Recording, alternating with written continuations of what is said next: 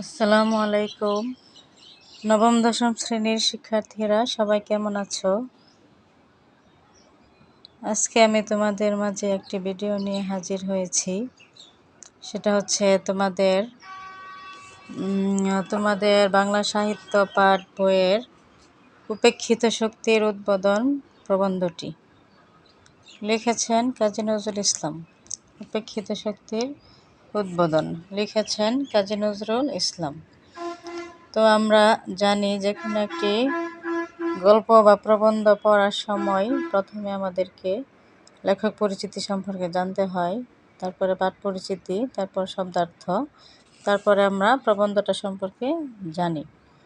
তো এইখানে উপেক্ষিত শক্তির উদ্বোধন প্রবন্ধটি সম্পর্কে আমাদেরকে জানতে হলে প্রথমেই প্রবন্ধের যে শিরোনামটি আছে উপেক্ষিত শক্তির উদ্বোধন, এটা সম্পর্কে আমাদের ধারণা থাকতে হবে। প্রথমত আমি তোমাদেরকে বলতে চাই যে উপেক্ষিত এই শব্দটির অর্থ কী বলো তো? উপেক্ষিত শব্দের মানে হচ্ছে এড়িয়ে চলা। আর শক্তি মানে শক্তি, উদ্বোধন মানে জাগানো।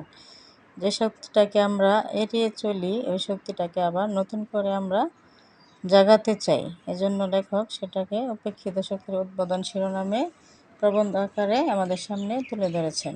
তো আমরা প্রথমেই লেখক পরিচিতি সম্পর্কে জানব। কাজী নজরুল ইসলাম লিখেছেন কাজী নজরুল ইসলাম। কাজী নজরুল ইসলাম 11 জ্যৈষ্ঠ 1306 সালে ভারতের পশ্চিমবঙ্গের বর্ধমান জেলার আসানসোল মহকুমার চুরুলিয়া গ্রামে জন্মগ্রহণ করেন।